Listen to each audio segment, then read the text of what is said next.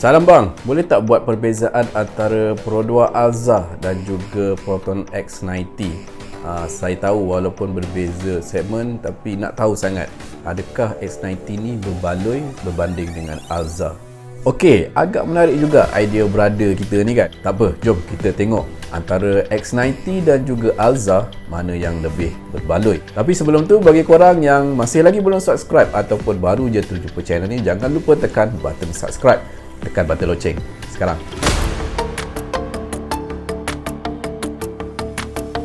Adakah korang bercadang untuk dapatkan Proton X90? Kalau korang dah booking, inilah masanya korang cari kamet yang sesuai untuk Proton X90. Senang je, korang hanya dapatkan kamet daripada Dodomet.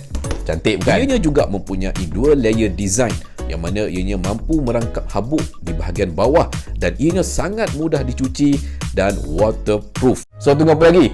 Tekan link description dekat bawah. Pro 2 Alza dan juga Proton X90 ni adalah merupakan family car lah, 7-seater. Tapi untuk X90 dia ada dua variant lah, iaitu variant 7-seater dan juga 6-seater. Tapi kedua-dua model ni mempunyai practicality yang sama sebagai sebuah family car. Tapi untuk X90 dan Alza ni dia berada dalam segmen yang berlainan. Yang mana untuk X90 berada dalam segmen di SUV, manakala untuk Pro 2 Alza berada dalam segmen B MPV. So segmen pun berlainan. Adakah Pro 2 Alza ni dapat menyaingi Proton X90? Firstly, kita akan lihat daripada segi harga. Untuk harga pada Proton X90, kita masih lagi tak dapat harga secara official. Tapi gambaran yang kita boleh dapat untuk variant standard berharga RM130,000 sehinggalah RM150,000 untuk variant flagship. Manakala untuk Pro 2 Alza bermula pada tanah harga RM60,000 sehinggalah RM75,500 untuk varian paling tinggi sekali, iaitu varian advance. Untuk perbandingan yang kita nak buat ni, kita ambil Proton X90 varian yang paling murah sekali, iaitu varian standard berharga RM130,000. Manakala untuk Pro 2 Alza kita ambil yang varian top spec sekali, iaitu advance berharga RM75,500. So dengan harga Proton X90 yang paling murah sekali, iaitu standard, korang boleh beli dua Pro 2 Alza variant advance. So dekat situ menunjukkan X90 ni memang sangatlah mahal berbanding dengan Pro 2 Alza. Yalah, segmen pun berlainan kan, mestilah harga pun lain. Tapi kita harap Proton murahkan sikit lah harga X90 nanti Tapi walaupun X90 ni mahal, Roadtech-nya pun murah, sama macam Pro 2 Alza, iaitu berharga RM90 sahaja. Sebabnya untuk X90 menggunakan kapasiti enjin yang sama lah macam Alza, 1.5 liter. So 1.5 liter ni biasanya Roadtech memang RM90 lah. Cumanya insurans mahal lah untuk X90 kan berbanding dengan Pro 2 Alza. Dan bayaran bulanan untuk X90 variant standard lebih kurang RM1,380. Manakala untuk Pro 2 Alza lebih kurang RM761 sahaja. Memang jauh berbeza bulanan Alza dan juga X90. Korang kena tambah lebih kurang 600 plus untuk bayar X90. So daripada segi harga memang jelas, nyata dan terang Pro 2 Alza jauh lebih jimat dan berbaloi berbanding dengan Proton X90. Yang kedua, kita lihat daripada segi size dimension. Untuk size dimension pada Proton X90, panjang berukuran 4,835 mm, manakala untuk Pro 2 Alza 4,425 mm. Dan untuk saiz wheelbase pada Proton X90 2,815 mm, untuk Pro 2 Alza 2,750 mm. So daripada segi panjang dan juga wheelbase, X90 ni lebih besar berbanding dengan Pro 2 Alza. Dan untuk saiz lebar pada Proton X90 berukuran 1,900 mm, untuk Pro 2 Alza 1,730 mm. Dan untuk tinggi pada Proton X90 1,780 mm dan Alza 1,660 mm. Dekat sini kita lihat X90 lebih lebar lah berbanding dengan Pro 2 Alza, dan X90 ni juga dia lebih tinggi berbanding dengan Pro 2 Alza. So dekat sini daripada segi size dimension, Proton X90 ni sememangnya jauh lebih besar lah, lebih besar, lebih panjang, lebih lebar berbanding dengan Pro 2 Alza. Semestinya ianya mempunyai ruang kabin yang lebih luas lah berbanding dengan Pro 2 Alza. Dari segi size dimension, Proton X90 is the best. Yang ketiga, kita lihat daripada segi reka bentuk eksterior. Untuk X90 dan juga Pro 2 Alza, kalau kita lihat lebih kurang sama je, macam berada dalam segmen yang sama, iaitu segmen MPV. Tapi untuk X90 dia bukan MPV, ini adalah merupakan sebuah SUV, manakala untuk produk Alza adalah sebuah MPV.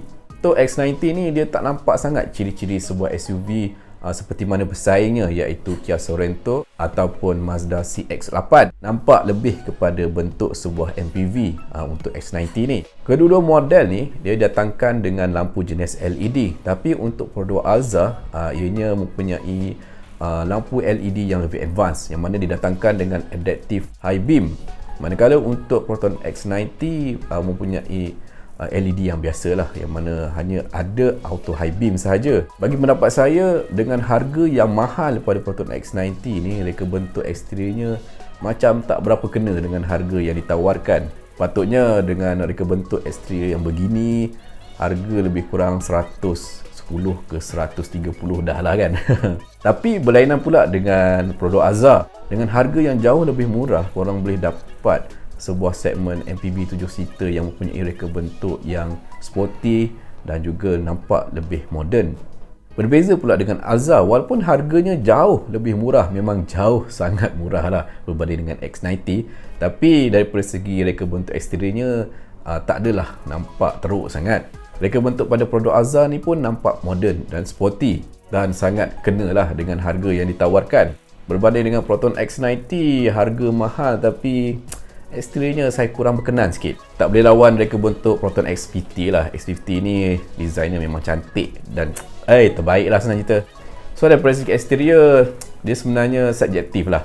Kita bagi seri lah untuk kedua-dua model ni. Maksudnya kita lihat pada bahagian ruang kabin interior. Dekat sini barulah nampak X90 ni lebih berbaloi lah dengan harga yang ditawarkan. Untuk ruang kabin pada X90 ni jauh lebih moden, lebih mewah, lebih premium berbanding dengan produk Alza. Dia punya layout pada ruang kabin, dia punya ergonomik, dia punya kemasan yang digunakan kebanyakannya material soft touch. Memang kita tak boleh nak sangkal lagi lah, ruang kabin pada X90 ni nampak lebih mewah dan premium berbanding dengan produk Alza. Barulah kena dengan harganya yang mahal. Yang mana untuk Proton X90 ni dia mempunyai infotainment system berukuran 12.3 inci. Lebih besar berbanding dengan produk Alza, hanya 9 inci sahaja. Tapi untuk Alza didatangkan dengan Apple CarPlay dan juga Android Auto. Proton X90 dia tak adalah Apple CarPlay ataupun Android Auto.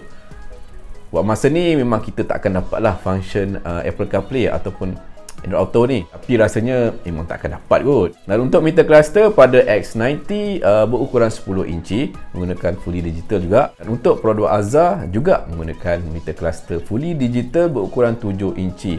Untuk bahagian seat pada Proton X90 variant standard ni didatangkan dengan kemasan fabric. Manakala untuk produk Alza, dia punya kemasan seatnya menggunakan dua jenis material yang berbeza, iaitu leather dan juga jenis suede. Dia macam fabric jugalah.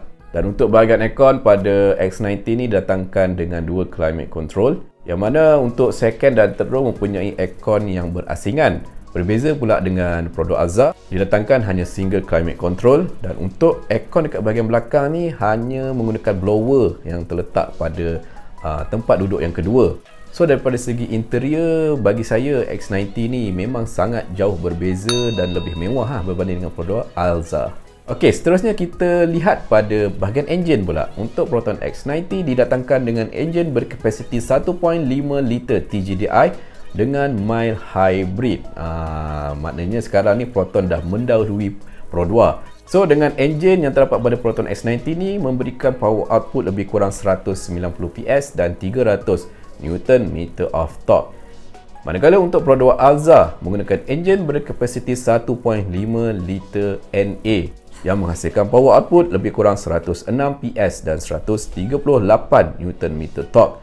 Dan transmisi yang digunakan pada S90 jenis 7-speed DCT, bukan CVT. Manakala untuk produk Alza menggunakan transmisi DCVT. Daripada segi powertrain, Proton X90 dia menawarkan enjin dan transmisi yang lebih baik berbanding dengan produk Alza. Dan untuk fuel consumption, Proton X90 ni walaupun ia menggunakan enjin hybrid, tapi masih lagi tak boleh melawan tahap fuel consumption pada produk Alza, yang mana untuk Proton X90 mencatatkan fuel consumption 6.6 liter per 100 km. Manakala untuk Pro 2 Alza lebih baik 5.29 liter per 100 km. So walaupun Alza ni dia tak menggunakan sistem hybrid, tapi masih lagi dapat mencatat fuel consumption yang lebih baik berbanding dengan Proton X90. Mungkin disebabkan faktor platform di NGA yang digunakan yang mana lebih ringan. Kalau kita lihat berat pada Pro 2 Alza lebih kurang 1145 kg berbanding dengan Proton X90 jauh lebih berat iaitu 1590 kg. Mungkin atas faktor enjin dan juga berat pada Alza ni dapat mencatat fuel consumption yang lebih baik berbanding dengan Proton X90. Okey, daripada segi ride and handling. Okey, ride and handling ni senang cerita, Proton X90 is the champion lah. Saya dah test drive kedua-dua model ni, so saya dapat simpulkan dengan senangnya Proton X90 ni jauh lebih sedap lah daripada segi pengendalian. Dengan enjin 1.5 liter turbo hybrid pada X90 ditambah lagi dengan penggunaan 7-speed DCT, memang pemanduannya lebih syahdu berbanding dengan Pro 2 Alza. Yang mana bagi saya untuk Pro 2 Alza ni, apabila kita mencapai kelajuan lebih kurang 90 ke 100 km, dia punya enjin dan juga transmisinya mengaum terlalu kuat sangat lah bagi saya. So korang kena pasang radio kuat-kuat sikit lah untuk mengelakkan pencemaran bunyi. Faktor lain yang membuatkan X90 ni dia punya pemanduan jauh lebih sedap adalah penggunaan multi-link suspension dekat bahagian belakang. Jika nak dibandingkan suspension torsion beam yang digunakan pada Pro 2 Alza. So no wonder lah Proton X90 ni pemanduannya lebih best lah berbanding dengan Pro 2 Alza. Kita lihat pada bahagian safety system. Untuk Proton X90 variant standard didatangkan dengan 6 airbag. Manakala untuk Pro 2 Alza didatangkan dengan 6 airbag juga. Untuk Proton X90 didatangkan dengan sistem ADAS. Tapi kat sini kita lihat Proton X90 variant standard ni dia punya sistem ADAS-nya tak secanggih pada variant premium dan juga variant flagship. Yang mana didatangkan dengan sistem ADAS 2.0 Plus. Dekat sini lah kita dapat lihat yang mana Pro 2 Alza jauh lebih baik, lebih lengkap daripada segi safety system. Yang mana untuk Pro 2 Alza didatangkan dengan ASA 3.0 dan juga terdapat penggunaan 360 camera yang mana tak ada pada Proton X90 variant standard. Variant standard untuk X90 ni didatangkan hanya reverse camera sahaja. So daripada segi safety system, walaupun Alza ni jauh lebih murah berbanding dengan X90, safety systemnya lebih lengkap berbanding dengan X90 variant standard. Yang terakhir kita lihat daripada segi after sales service. Tak kira lah daripada segi servis ataupun spare part, Pro 2 ni jauh lebih baik dan lebih efisien lah daripada Proton. So kalau ada masalah ataupun defect pada kereta baru, kenderaan Pro 2 ni boleh kata peace of mind lah. Kalau rosak, just hantar je, confirm kenderaan korang akan disiapkan dengan cepat lah. Itu adalah pengalaman saya lah sebagai bekas pengguna kereta Pro 2. Memang saya sangat puas hati. So daripada segi after sales service, setakat ni Pro 2 is the best. So berdasarkan pada 9 bahagian yang kita nilai tadi untuk Proton X90 mencatat 5 mata. Manakala untuk Pro 2 Alza surprisingly mencatat mata yang sama juga seperti Proton X90. So dekat sini menunjukkan walaupun Pro 2 Alza ni jauh sangat murah berbanding dengan Proton X90, masih lagi menawarkan ciri dan practicality yang lebih kurang sama seperti Proton X90 yang harganya jauh lebih premium. So buat apa kita nak buang duit banyak-banyak untuk dapatkan kenderaan yang lebih kurang sama je dia punya features dan practicality.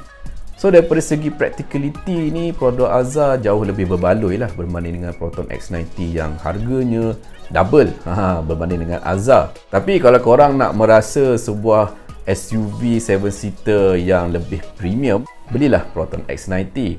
So itu saja video pada kali ini. Sebelum tu jangan lupa tekan button like, comment, share dan subscribe channel Mekanik.